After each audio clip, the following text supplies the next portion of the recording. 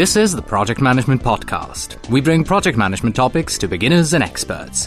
Find us on the web at www.thepmpodcast.com or send your emails to pmpodcast@gmail.com. Hello and welcome to episode number 66. I am Cornelius Fichtner. This is the Project Management Podcast for the 7th of April 2007. Listener Alexander Masliukov wrote in and said, "In my company, there are functional managers who have all the power.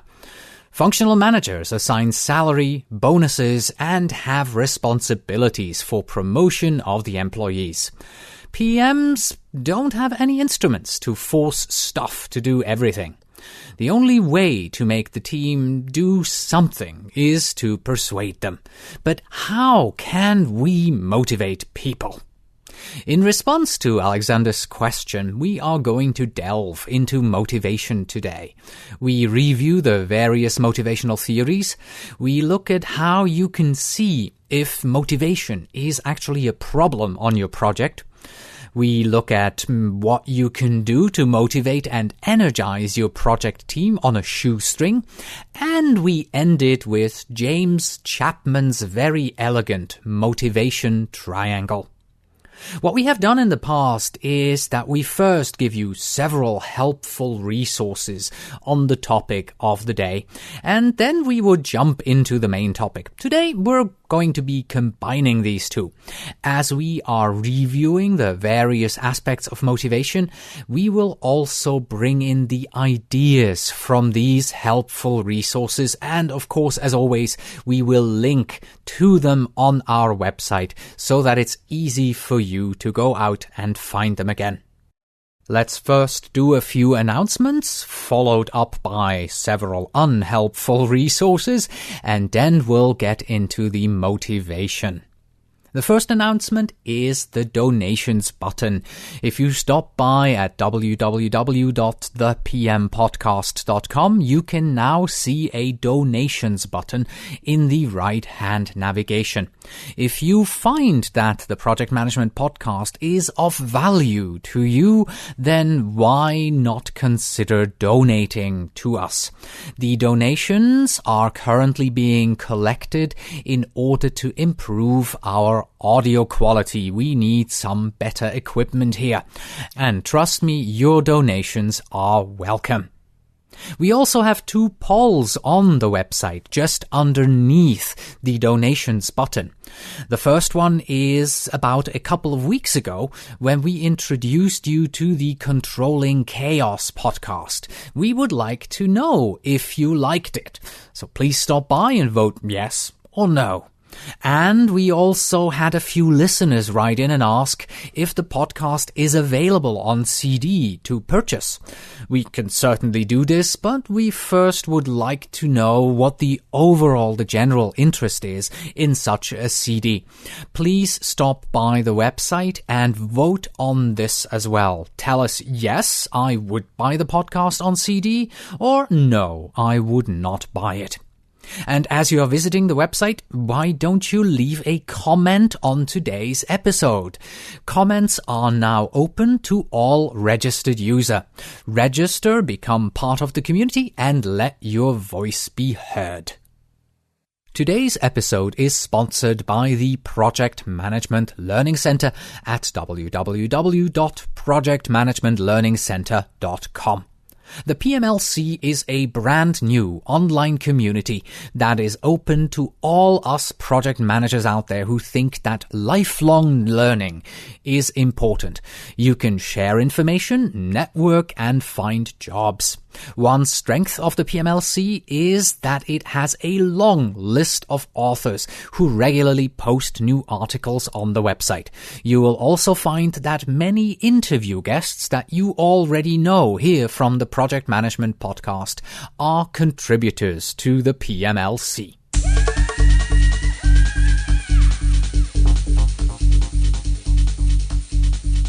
as announced, all our helpful resources will be mentioned during the main part of today's episode. But we still have the unhelpful resources, which is of course the list of podcasts that I listen to in my spare time. And the category that we will look at today is podcasts on business. Let's start out with the excellent Internet Business Mastery podcast.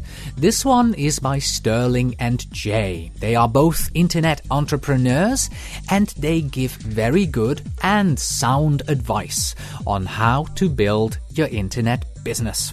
The second one I listen to is Quality 101, not necessarily a business podcast, and we have also mentioned Quality 101 before.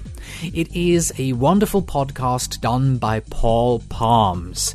If you need quality on your projects and in your business, and trust me, we all do, then you should definitely listen to this one. The third podcast on my business category list is the Marketers podcast. This one comes to us from Australia, and it comes to us unfortunately very infrequently. It is by Alan Stewart and Andrew Winter, and they give you sound marketing advice, which we employ here actually when working on marketing efforts for both our podcasts. And finally, the Small Business Podcast. This one is by TNC New Media, which happens to be a company local here in Orange County, California, where we are located as well. Tim Berkwin is the host of the program, and he brings on a number of entrepreneurs who will talk about their experiences and best practices as small business owners. This is very valuable for me because the more popular the podcast has become, the more I had to begin looking at this as a business. And that's it for our 4 unhelpful resources. You can find these unhelpful resources recommendations in the, interesting enough, helpful resources section at thepmpodcast.com. Go check them out. And now let's head right into our main topic, which is motivation. To start out, let me once again say thank you to Alexander Masliukov, who motivated me to take on this subject personally. When I asked him if he knew of any experts in the field that we could bring on as an interview guest, he wrote back and said the following: I think you don't need any experts. I'm sure that you can yourself speak about it. You can describe your personal experience. I think you struggle with such problems in your everyday work life. But before we get into my experience, let's take a look at the various motivational theories that exist out there. Maslow's hierarchy of needs. This is, of course, the number one topic, the granddaddy of theories when we are discussing motivation. This hierarchy of needs is a theory in psychology which Abraham Maslow proposed in his 1943 paper titled A Theory of Human Motivation. This theory says that as humans meet their more basic needs, they seek to satisfy successively higher needs that occupy some kind of a hierarchy. Maslow's hierarchy of needs is often depicted as a pyramid. It consists of 5 levels, and the 4 lower levels are grouped together as deficiency needs, which Maslow associated with physiological needs that you have as a human. And the top level, which is termed a growth need, is associated with a psychological need. The basic concept is that the higher needs in this hierarchy only come into focus once all the needs that are lower down in the pyramid are mainly or entirely satisfied. Let's start out at the very bottom. The first level at the very bottom is the physiological needs. The need to breathe, you need for water, you need to eat. The second level of the pyramid is safety. Here we talk about the security of employment, the security of revenues and resources. The third level up is love or belonging, and is sometimes also called the social need. Here we talk about friendship, we talk about having a family. Next up in the hierarchy are the status or esteem needs. You would like to be respected by others. You want to be able to respect yourself, and you want to have some recognition. And finally, the fifth level at the very top of the pyramid, this is called self-actualization. This is the instinctual need of humans to make the most of our unique abilities and strive to be the best that we can be. Self-actualization is actually the most important one in the pyramid for us here as project managers, because as a human and as a project team member, you are striving for self-actualization. So you might want to say that as a project manager, what is my job? My job is to help my project team members reach self-actualization. There are three motivational theories that are known by the letter X, Y, and Z, or Z if you are a non-American English speaker. Theory X and Theory Y are theories of human motivation developed by Douglas MacGregor in the 1960s. They describe two very different attitudes towards workforce motivation. MacGregor felt that companies followed either one or the other approach. For you as a project manager, it's important to understand these theories so that you know where you personally fall within these categories, and also where your team members fall. Only then can you adopt your leadership style accordingly. So let's look at those. X is the theory where management assumes that employees are inherently lazy and that they will avoid work wherever they can. Because of this, workers need to be closely supervised, and a comprehensive system of controls is developed. A hierarchical structure is needed with narrow spans of control at each level. According to this theory, employees will show little ambition without an enticing incentive program, and they will completely avoid responsibility whenever they can. If you are a manager that believes in theory X, then you believe that your employees don't really want to work, that they would rather avoid responsibility, and that it is your job to structure their work and energize the employees. The result of this line of thought is that if you are a theory X manager, you naturally adopt a more authoritarian style based on the threat of punishment. Theory Y, on the other hand, assumes that employees are ambitious, self-motivated, anxious to accept greater responsibility, and exercise self-control and self-direction. It is believed that employees enjoy their mental and physical work activities. It is also believed that employees have the desire to be imaginative and creative in their jobs if they are given a chance. There is an opportunity for greater productivity by giving employees the freedom to do their best. If you are a manager who believes in the theory Y, then you believe that given the right conditions, most people will want to do well at work, and there is a pool of unused creativity in your workforce. You will believe that the satisfaction of doing a good job is a strong motivation in and of itself. A theory Y manager will try to remove the barriers that prevent the workers from fully actualizing their potential. And here we go again. As a theory Y manager, you are focusing on the self-actualization of your employees. And then we move on to theory Z, or Z, depending on your pronunciation.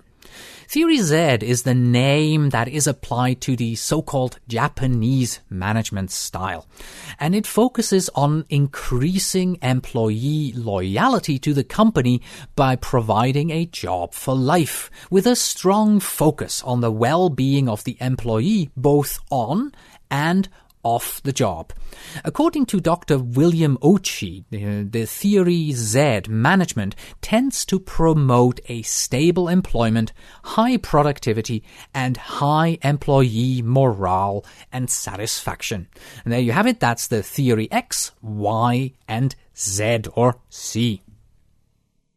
But there are two more that I would like to look at with you today, and that's the Herzberg's theory of motivators and the hygiene factors, as well as the expectancy theory. Let's start out with Herzberg. In 1995, Herzberg constructed a theory of factors that affect people's attitudes about work. He concluded that such factors as a company policy, supervision, interpersonal relations, working conditions, and salary, that they are what he called hygiene factors rather than motivators. According to the theory, the absence of hygiene factors, like not having enough pay, can create job dissatisfaction, but their presence does not motivate or create satisfaction. For instance, the worst job in the world will not give you job satisfaction, even if it pays you $1 million Australian dollars a month. In contrast, he determined from the data that the motivators were elements that enriched a person's job. He found 5 factors in particular that were strong determinators of job satisfaction, and they are the achievement, the recognition, the work itself, responsibility, and advancement. Think about this for yourself for a second. Achievement, recognition, the work itself, responsibility, and advancement. For me, this kind of sums up the 5 areas that really make up how I personally view my job and whether or not I'm motivated. So these motivators, they were associated with long-term positive effects in job performance, while the hygiene factors consistently produced only short-term changes in job attitudes and performance, which quickly fell back to its previous level. Herzberg, by the way, called them hygiene factors because these factors prevent dissatisfaction when they are present. They do not increase satisfaction. This is just as hygiene itself, because hygiene itself, it prevents disease only when it's present. So if you're hygienic, you prevent diseases. But if you already have a disease, it will not increase your well-being. You can wash yourself as much as you like when you're ill. You will probably not get better, just because of this added hygiene. Let's finish off our theoretical overview with the expectancy theory of Victor Vroom. This one deals with motivation and management. Vroom's expectancy theory assumes that behavior results from conscious choices among alternatives, whose purpose it is to maximize pleasure and minimize pain. He realized that an employee's performance is based on individual factors such as personality, skills, knowledge, experience, and abilities. The expectancy theory says that individuals have different set of goals and can be motivated if they believe that there is a positive correlation between effort and performance. If there are favorable performances, they will result in a desirable reward. Then the reward will satisfy an important need, and the desire to satisfy the need is strong enough to make the effort worthwhile. In other words, if you expect that good work will be recognized, you will do good work. If you believe that good work will not be recognized, why bother? You won't be doing good work. All right, so much for the theoretical overview over all these various motivational theories. As you will see in just a moment as we move on, none of them is really 100% applicable 100% of the time. You're going to have to take these motivational theories, understand them, know them, and apply them on your project. When we're talking about motivation on the project, we are also talking about the project team itself. And the project team has various stages that it goes through as it is created and moves on. These stages are known as forming, storming, norming, and performing. Let's take a look at these just briefly. The forming stage is, of course, the stage where the project team is in the initiation phase. You, as the project manager, it is your job to bring the team together at this point and make sure that they begin trusting each other. The next one is the storming phase. There are various ideas that are going to be competing in the storming phase. There's a storm brewing on the project team on how to address the project correctly and how to move this forward. And you have to consider all of these. As a project manager, you're going to have to be guiding your project team, because this can be a turbulent and transitional phase. You're going to have to really show that you can be a coach. Next, we have norming. This is where behavior, methods, tools, techniques are being established on the project team. You, as the project manager, you have to allow the project team to become more autonomous. You have to participate in the project, but you have to let the project team go. And then we have the performing stage. This is where the interpersonal structure becomes the tool of task activities. Roles are flexible and people really start, performing on the project. All the energy that you have as a project team is going to be focused on the project. As the project manager, you need to let the team make most of the necessary decisions. Here, pull back and delegate. There is one stage that is not often mentioned as part of this model, and this is what some people call the adjourning stage. Remember, we're doing projects here and they're temporary in nature, so at some point the project is going to end. You will adjourn the project team. Now think for yourself. Okay, the project is going to end in a year. I still have a year's time. No problem. There is no motivational issue. But what if it's 3 months away, a month, a week away? You're going to want to know what's happening to you in the future.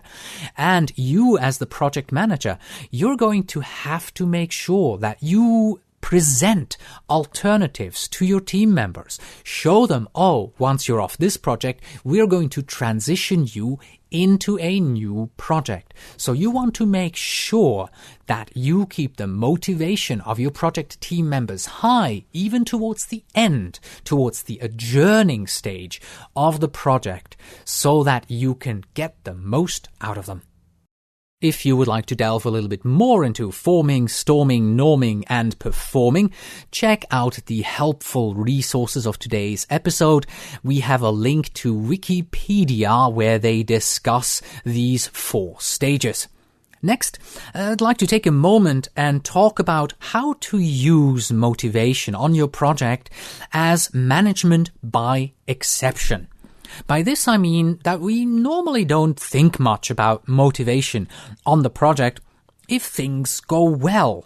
But once we perceive a problem on the project, we should also look at motivation as a factor. There may be obvious signs that motivation is poor on your team. For instance, when people come up to you and actually tell you that, morale is bad on your project. Or it may be not as obvious. Maybe you're missing deadlines, or people are often out, or you notice that the team members don't chat with each other over a cup of tea every now and then. Here's a general, albeit very simple process that you can follow to determine if motivation could be an issue on your project. Well, first of all, start out by ensuring that you actually do have a problem. If your project is hitting deadlines and it's on track, you may not have a problem to worry about at all. Remember that what we are doing here is trying to do management by exception. If there is no problem, you don't need these steps. If you perceive any project problems, try to establish if motivation is in fact one of the causes. Maybe your team isn't missing the deadlines because of motivation, but because there is just way too much work to do. So you want to eliminate all other possible factors. If you feel that motivation could be an issue, then here comes the hard part. Look for the causes of lack in motivation. Not all of them might be under your control. If there is a general gloom on your company, there's little you can do. But if it is a question of improved direction on the project, of explaining the project objectives to your team members, and heightening the team spirit, yes, then you can act. But before you act, make sure that the basic needs of the team are satisfied. Ask yourself, are the assignments that I have given clear enough? Does the team maybe not get the support it needs? Is my door always closed?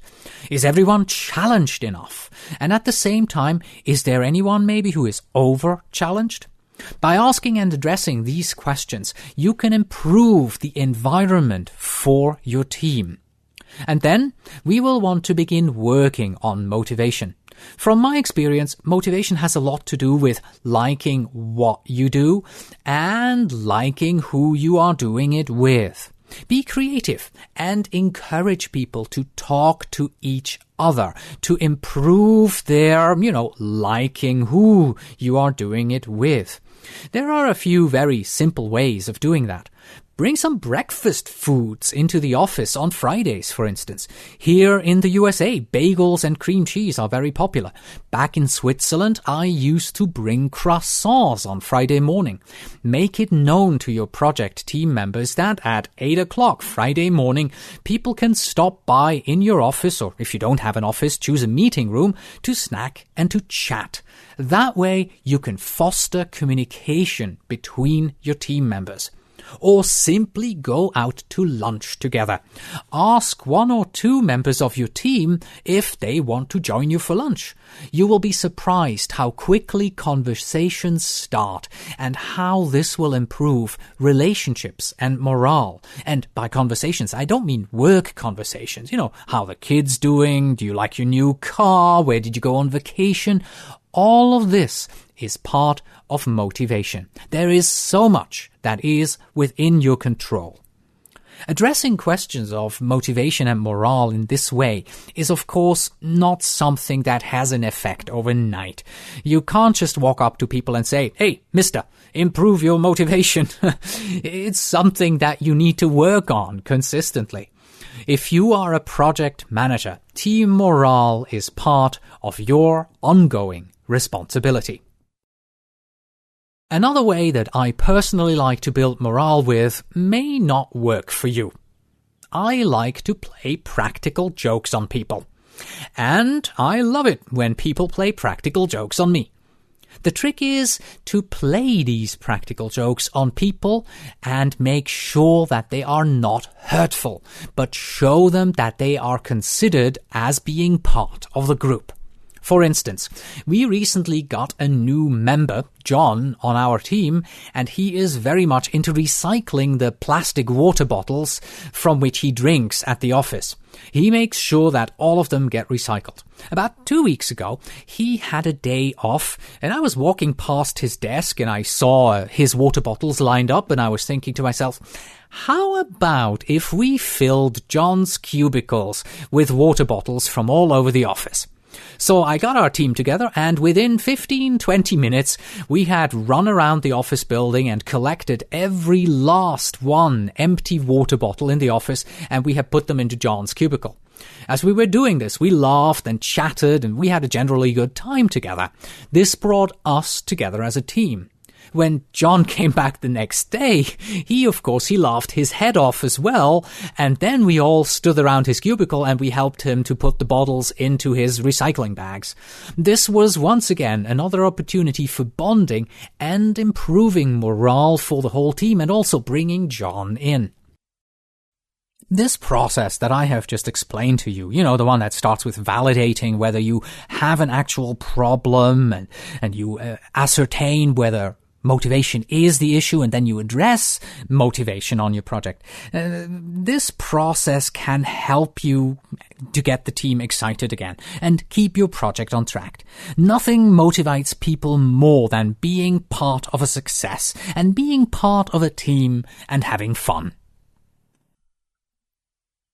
I have already mentioned one helpful resource to you, and that's the article on the Wikipedia on the forming, storming, norming, and performing.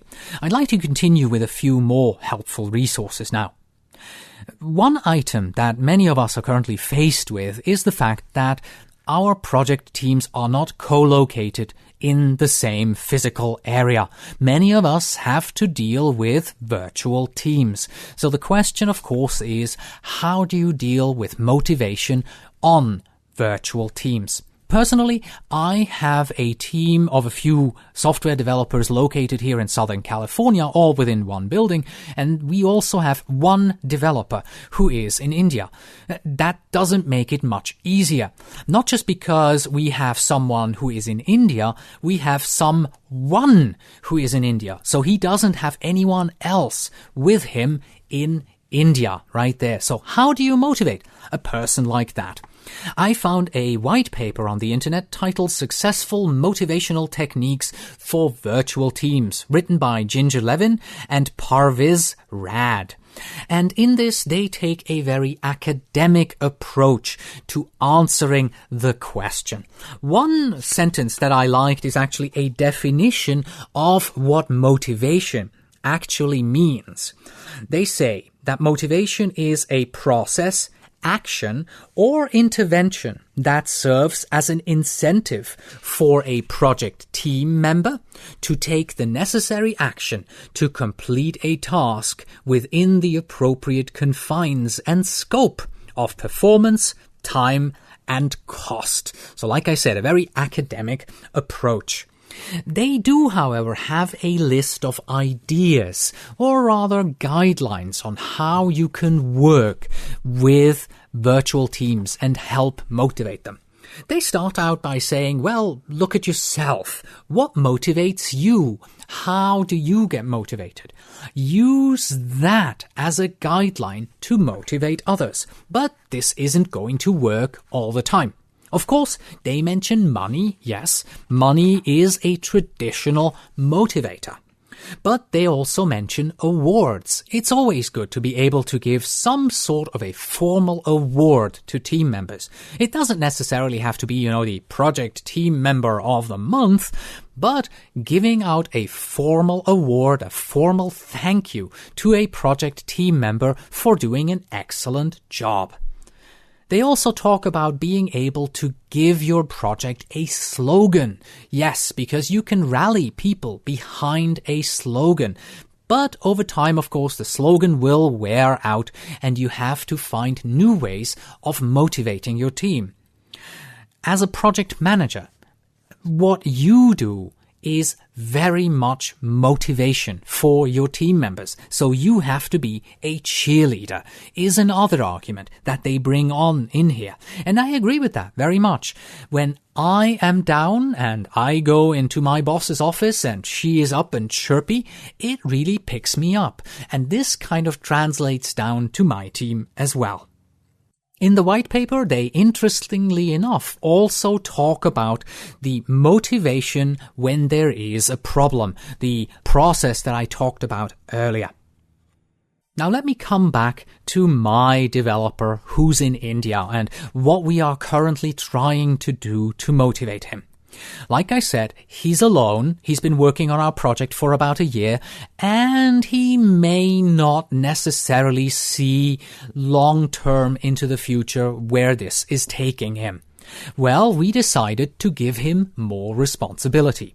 We decided that we need to offshore more of our work. We want our developers that are onshore here to be able to focus on other items, and therefore we want to shift work towards our offshore resources. Now, this is good for our offshore developer because we're going to make him the lead developer.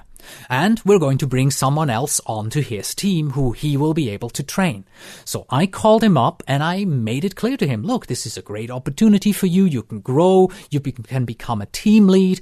And he jumped on this immediately. He was thirsting for this. He was waiting for us to give him some kind of a signal that he is really appreciated and that we want to keep him on. And this was exactly what we did. I don't really have a wonderful, great silver bullet for you in regards to how do you motivate people on your virtual team. But I hope that Adrian Keene does. And Adrian Keene is scheduled to do an interview with me on virtual teams. And trust me, the question, Adrian, how do you motivate people on a virtual team, is on the list. And you can look forward to that interview, which is coming towards you soon on this channel. While I don't have a silver bullet in regards to how to motivate virtual teams, I do have a few ideas for you in regards to what turns on a team. And what turns on a team, by the way, is also the title of an article that you can find on the ComSet International website. It's about team motivation, of course. And on page 7 of this article, they give us some relatively low-cost ideas on how to motivate teams. They start out by saying that you can give people research and development timeouts. I think we have mentioned this in the past, but in Google, Google, the company, Google has a policy, and if you work for Google, please correct me if this is not correct.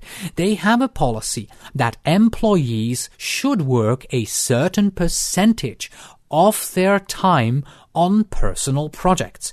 I've heard that this is anything from 10 to 20% of each employee's time. This is a great motivator. Imagine if it's 20%, 1 day a week. You can do whatever you want. You have your own little projects. You can work on this. You can try something new. You can fiddle with new technology. This is just fantastic. It's a great motivational tool. Next on the list here at ComSet International is the feedback from the business management. Yes, business management feedback is important. Think about it. Most people on a project team, they get feedback from those who are working very closely with them. But the end customer, you usually don't hear from the end customer or the business management, the customer's management. So if you are able to go out and have some kind of a feedback questionnaire and ask management to please fill that in and give general feedback on the performance of the project and how it's going, and then be able to distribute this to your team members, this is going to make them see that their work on this project is appreciated by the customer. The next item on ComSet's list is something that my company does very well.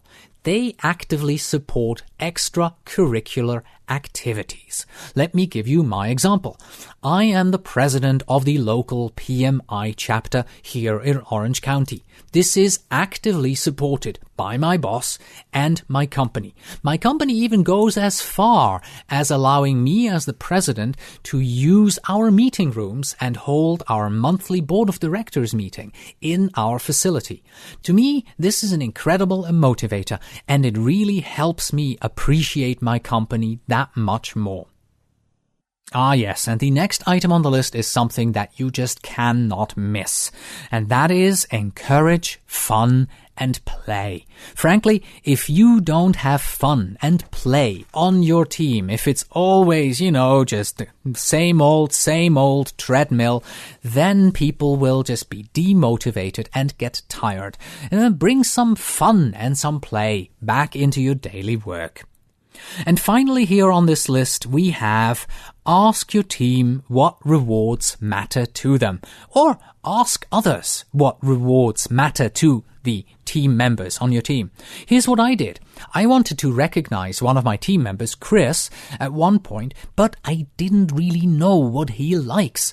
Is he someone who likes wine, or is he into chocolate, or what does he like? So I went around and asked his colleagues, and I quickly found out that he really enjoys a good bottle of beer. So what I did is I went into a specialty shop and I bought him a very nice bottle of beer, and I showed up on his desk one day and I said, "Here, thank you very much. You've done a very fine job, and here is a very fine bottle of beer as a thank you." So you see, there is a lot that you can do on a shoestring, on a very small budget as a project manager to improve morale and motivation on your project. Let's move on to the next helpful resource, and this is actually a presentation by Robert L. Kimmons. He is a PMP, and it is titled A Powerful Tool, Project Team Motivation. Now, when you stop by on the website and you take a look at this, yes, the colors are absolutely hideous. He's chosen orange and red, extremely bright, but I must admit, Robert, I have never seen motivation put into words the way that you have put them into words. What he does is he sums it up with 4 words. He pretty much says that motivation has to do with can do and will do. And under the can do, he says that this is the area where you talk about whether or not you are able to do the work that you're required to do. We talk about skills here. We talk about knowledge here. And when we talk about skills and knowledge, we immediately have to talk about training, which can be a way of motivating your people. So you start out with the can do as the first part of motivation. The second part is then, of course, will do. And this is the area where you talk about whether or not you want to do this. And here we talk about the human needs, where we go immediately back to Maslow's hierarchy of needs, as well as your personal attitude. Okay, so we have the can do and we have the will do. Okay, so what do you do with all these do's? Well, you put them together, because once you put them together as can do / will do, then you will notice that the team member performance will depend on a few things. It depends on knowing what has to be done, clear instructions. It depends on knowing why the project is being done. Review the goals with your project team members. It depends on the necessary information to do the work. Give them the training, give them the skills, make sure they have all the background information. It also depends on having the tools for the work. And it also depends on the ability to concentrate on their assignments. You want to make sure that there is no bad multitasking happening. And finally, you want to make sure that they are excited about their role in the project. This is very important. So there's a lot of can do and a lot of will do that goes into people being able to do their job and being motivated to do their job. If you can help them to make sure that they can do and that they will do their tasks, then you will not have any problems with motivation on your project. And finally, let's take all of these theories, all of these ideas that I have given, the can do, the will do, the storming, forming, norming, and performing, and let's put all of this into a very elegant graphic overview. And this one is by James R. Chapman, and he calls it the motivation triangle. Here's what he writes. There are 3 things required to have a motivated employee. First, provide clear ownership of a defined task. Second, ensure the person has the ways and the means to do the task. And finally, follow up with timely feedback and hold the individual accountable for results. James now goes on and takes this statement and gives it to us graphically. He draws a triangle, and on one side of the triangle he writes task ownership. On the other side of the triangle he writes tools and training, and on the third he writes timely feedback. And what do you get? You get a wonderful graphic representation of everything that we have discussed today.